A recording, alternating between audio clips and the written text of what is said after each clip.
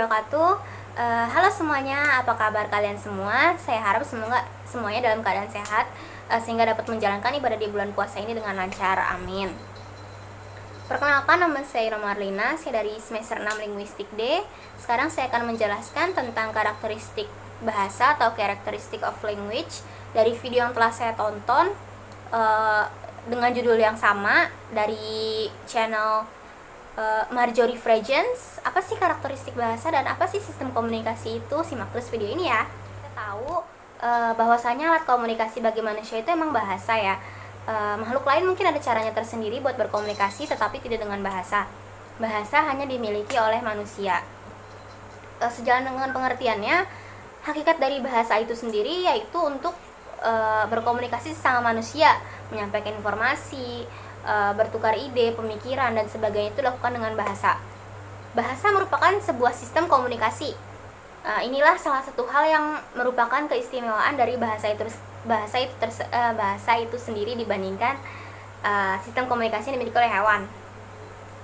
Nah, tetapi ada satu murid yang bertanya kepada Miss Marjorie minggu lalu, kenapa ia harus belajar cara hewan berkomunikasi sedangkan hewan sendiri nggak punya bahasa, ya kan?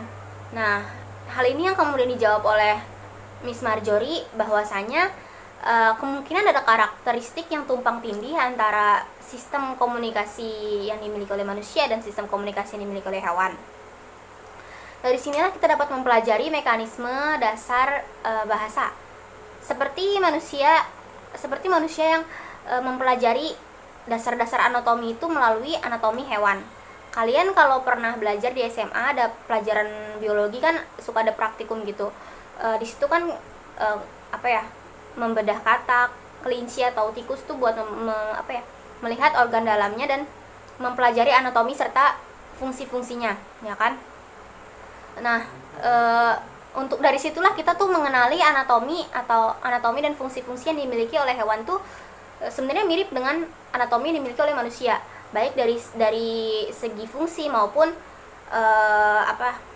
dari segi visualnya gitu. Walaupun ya mungkin berbeda ukuran. Seperti contohnya itu kayak lambung dan usus yang dimiliki oleh hewan dan yang dimiliki oleh manusia itu rupanya itu nggak jauh beda dan pasti fungsinya sama, yaitu sama-sama untuk mencerna makanan yang telah kita makan. Nah, begitu pula dengan sistem komunikasi, kita dapat mempelajari struktur komunikasi manusia ini melalui struktur komunikasi yang dimiliki oleh hewan. Untuk itulah kita belajar karakteristik bahasa. Karakteristik bahasa ini menggolongkan keunikan yang dimiliki oleh bahasa dengan menggunakan contoh-contoh yang dimiliki oleh hewan.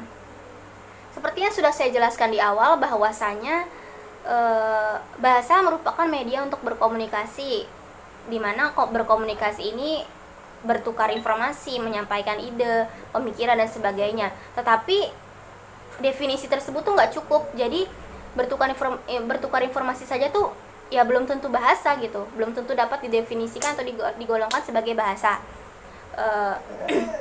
Karena bertukar informasi juga nggak hanya dilakukan oleh manusia, hewan juga bertukar informasi, tapi dengan cara yang berbeda. Nah, di sini ada 3 cara atau 3 mode menyampaikan informasi dengan sesama spesies. Yang pertama itu ada vokal auditory, yang kedua itu ada gestural visual, yang ketiga itu ada chemical olfactory. Kita akan bahas dulu yang pertama, yaitu vokal auditory. Seperti namanya ini ada vokal dan auditory. Vokal itu apa sih? Vokal itu suara kan. Dan auditory itu apa sih? Auditory itu kan pendengaran. Nah, jadi vokal auditory ini adalah cara untuk menyampaikan informasi melalui suara yang kemudian ditangkap oleh organ pendengaran atau telinga, sehingga informasi dapat diterima dari si pemberi informasi ke kawan satu spesiesnya. Contohnya gini, kalian pernah lihat serigala melolong nggak? Nah, lolongan serigala itu kan merupakan bentuk vokal kan. Segala sesuatu hal yang menghasilkan suara itu tuh bisa disebut sebagai vokal. Nah, lolongan serigala ini tuh bisa kita ibaratkan sebagai tanda atau informasi yang harus dijawab oleh kawan satu spesiesnya. Makanya nggak heran kalau kalau ada serigala melolong tuh suka dijawab sama kawanan serigala yang lain. Nah, kayak semacam panggilan gitulah buat satu spesiesnya, kayak oi, saya di sini, saya di sini, saya di sini, saya di sini gitu. Nah, ada lagi contoh lainnya itu kalian yang melihara kucing tuh pasti tahu, khususnya nih anak kucing ya. Nah, anak kucing ini biasanya kalau minta susu ke induknya atau lapar tuh biasanya suka mengeong. Nah, mengeong ini kan suatu bentuk dari vokal ya, karena menghasilkan suara kan. Nah, tanda mengeong ini tuh bisa kita maknai sebagai informasi atau tanda bahwa si kucing tersebut itu lapar. Dan ngeongan ini atau vokal yang dihasilkan oleh si anak kucing ini kemudian ditangkap oleh si induk kucing melalui organ pendengarannya atau auditorinya. Nah, biasanya kan kalau kucing mengeong ini terus kemudian ditangkap oleh organ pendengaran induknya suka nyamperin gitu kan, suka mencari-cari anaknya itu ada di mana. Nah, kemudian ini si induk datang dan menangkap informasi bahwasanya si anak kucing ini lapar dan ingin menyusui. Nah, ini merupakan salah satu mode untuk berkomunikasi. Selain dimiliki oleh hewan, vokal auditori ini juga dimiliki oleh manusia. Kan kayak kita bisa berbicara dan kemudian pembicaraan kita didengar oleh orang lain, atau ya kita sedang berbicara dengan dua orang, kayak gak usah jauh-jauh lah, perkenalan diri kepada dua orang. Kan kita kan berkenalan melalui menggunakan bahasa kan, dan bahasa itu diproduksi oleh suara gitu, dan kemudian ditangkap oleh si lawan bicara kita. Tetapi yang istimewanya kalau manusia ini vokal auditorinya ini dilengkapi dengan gestural visual atau gerak tubuh. Kalau kalian masih ingat nih ya, di semester lalu, semester 5 di mata kuliahnya Pak Mahi, Cross Cultural Understanding, itu bahwasanya bahasa itu ada dua bentuk. Yang pertama itu ada bahasa verbal dan bahasa non-verbal. Nah, bahasa verbal itu ya bahasa yang kita ucapin, dan bahasa non-verbal itu ya berbentuknya seperti gestural gitu. Nah,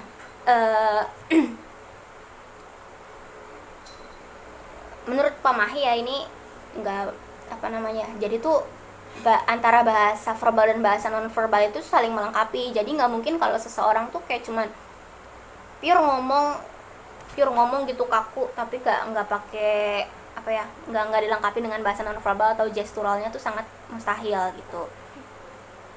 Nah, saya kasih contoh nih ya, nggak usah jauh-jauh lah. Saya sendiri saya ngomong di sini kan, saya pakai gerakan tangan, terus gestur wajah dan sebagainya gitu. Begitu pula dengan dosen yang sedang menerangkan materi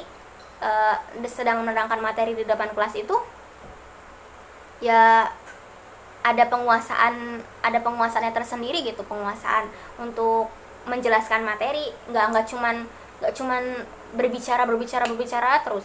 Jadi ya ada gerakan tangan dilakukan, ekspresi wajah yang ditunjukkan, dan juga kayak berjalan-jalan, nggak cuman ya posisi tegak sambil berbicara. Itu tuh sangat-sangat tidak mungkin dilakukan. Kan ada yang duduk, ada yang berdiri, ada yang jalan-jalan gitu. Nah, tetapi ada kasus di mana kita hanya perlu menggunakan gestur visual tanpa perlu vokal auditori atau bahasa verbal. Nah, seperti gestur, tandanya apa? Tandanya nggak tahu. Terus atau tandanya apa? Tandanya nggak atau nggak mau, ya kan? Terus ada lagi mengangguk, itu tandanya ya, atau ya pokoknya intinya sebenarnya walaupun nggak bisa didengar, tapi bahasa ini tuh dapat dimengerti, dan itu juga salah satu bentuk dari komunikasi. Nah, hal ini sejalan ya dengan hakikat manusia sebagai makhluk visual. Pasti kalian pernah dengar kalau manusia itu makhluk visual, ya kan? Jadi manusia itu lebih mengutamakan atau lebih suka dengan apa yang dia lihat daripada apa yang dia dengar. Yang mana kemudian hal ini menjadikan gestur visual sebagai mode primer untuk berkomunikasi oleh banyak orang. Tapi ini biasanya dilakukan oleh orang-orang yang memiliki keterbatasan berbicara gitu ya, seperti sedang sakit gigi atau sariawan gitu kan, kita nggak tahu. Nah, tapi ada juga yang memang karena secara alamiahnya memiliki gangguan berbahasa seperti bisu atau tuli, yang mereka akan lebih jelas jika menggunakan bahasa nonverbal daripada bahasa verbal gitu. Jadi mereka lebih nyaman menggunakan simbol gestur dibandingkan menggunakan suara untuk berkomunikasi, dan itu masih tetap ranah bahasa. Bahasa nonverbal itu masih dapat dikatakan sebuah bahasa gitu. Jadi bahasa itu nggak hanya semuanya yang diproduksi melalui vokal auditori, tapi gestur juga bagian dari bahasa. Dan lebih jauh lagi, gestur visual ini juga memiliki karakteristik bahasa yang akan dijelaskan lebih lanjut ke depannya. Nah, yang ketiga ini ada chemical olfactory, yang biasanya lumrah pada komunikasi antar hewan. Mode komunikasi ini adalah yang paling kurang canggih di antara ketiga mode komunikasi ini, di mana mode komunikasi ini melibatkan cairan kimia yang diproduksi oleh tubuh, kemudian diekskresikan keluar dan ditangkap oleh indera penciuman atau organ olfaktori kita, yaitu hidung. Nah, chemical olfactory ini tentu saja nggak cuma dilakukan oleh hewan, tetapi manusia juga. Kalau nggak ada mode ini, mungkin nggak ada yang namanya parfum, nggak ada yang namanya sabun, nggak ada yang namanya pengharum ruangan, nggak ada yang namanya sampo dan segala macam wangi-wangian di dunia ini. Nah, kita tahu kan kalau semua orang ini pengen tampil wangi. Nah, untuk itu kita pakai sabun yang wangi, sampo yang wangi, parfum yang paling wangi. Nah, karena hidung kita ini tuh merupakan organ yang sensitif gitu. Hidung nih ibaratnya ya, jika ada bau-bauan, hidung tuh bakalan mengirimkan hidung tuh ada bau-bauan nih, ada bau-bauan terus kecium sama hidung. Nah, hidung tuh bakalan mengirimkan impuls ke otak.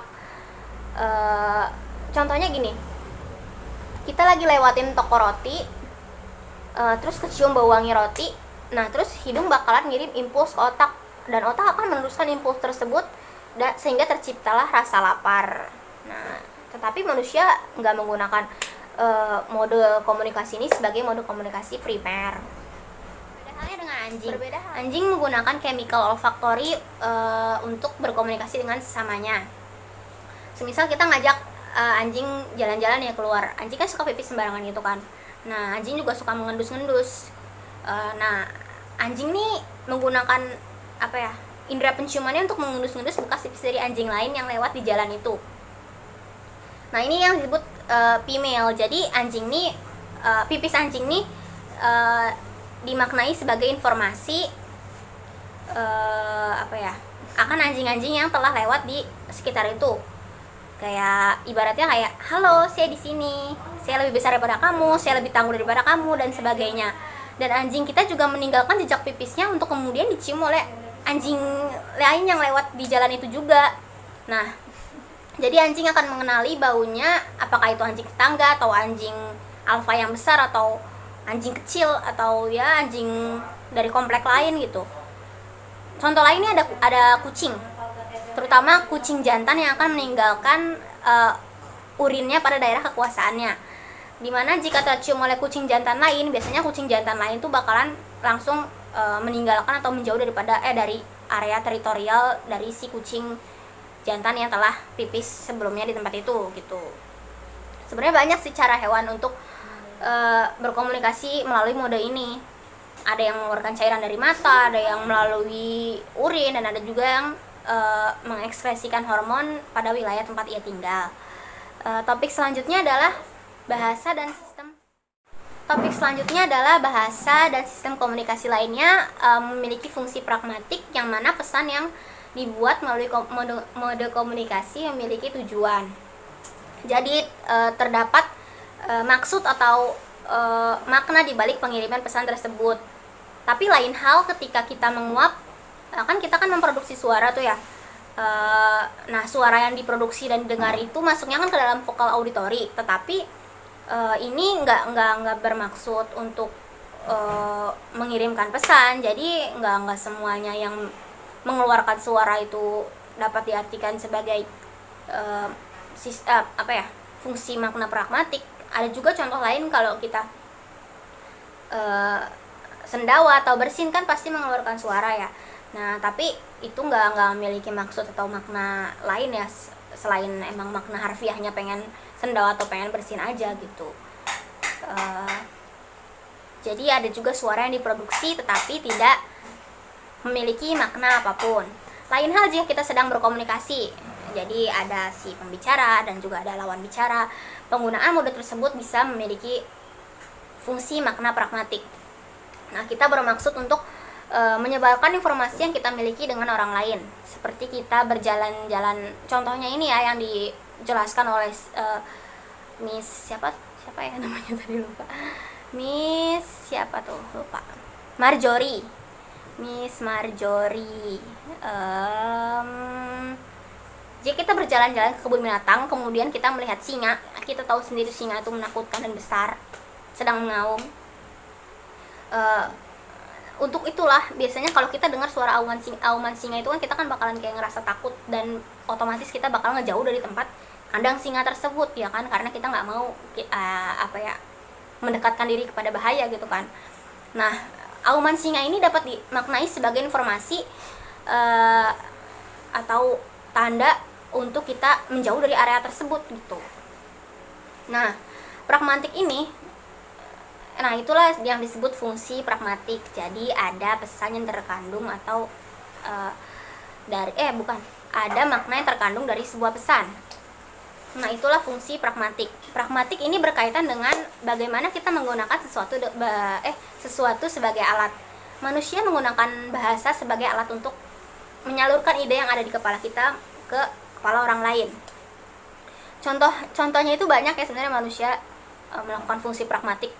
Tahu sendirilah manusia suka kayak kode-kode gitu kan. Nah, misalkan yang sering banget kita dengar nih ya, kayaknya makan bakso enak nih gitu. Kayak siang-siang gini makan bakso enak nih gitu. Nah, pasti yang diajak bicara itu kan kita langsung paham ya, kalau misalkan si orang yang bicara tersebut tuh pengen ditraktir atau enggak dia ngajak makan bakso gitu kan. Nah, jadi jika pesan memiliki tujuan dan makna tertentu, itulah disebut dengan fungsi pragmatik. Alasan mengapa bahasa dan sistem komunikasi lainnya memiliki makna pragmatik adalah karena memiliki karakteristik yang bernama semanticity.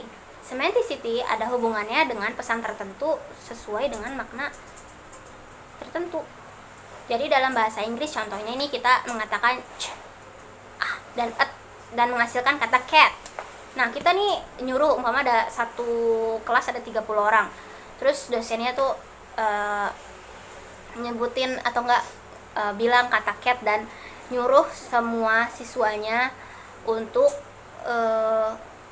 menggambarkan atau mendeskripsikan bagaimana rupa si cat itu, dan informasi yang diterima oleh keseluruhan mahasiswa itu tuh rata-rata sama ya. Cat ya cat yang sering kita lihat, yang punya kumis, yang kupingnya lebar, yang yang mengeong, yang berbulu lebat, yang buntutnya panjang gitu, yang ya seperti cat atau kucing yang biasa kita lihat itu kan antara kita dan orang-orang lain tuh menginterpretasikan kucing tuh sebagai suatu benda yang sama gitu. Nah, itulah materi yang dapat saya sampaikan. Kurang lebihnya mohon maaf banget jika banyak suara-suara yang nggak diinginkan di video ini. Saya juga itu di luar kuasa saya. Semoga kalian semua nggak bosan mendengarkan saya berbicara. Dadah semuanya, terima kasih. Assalamualaikum warahmatullahi wabarakatuh.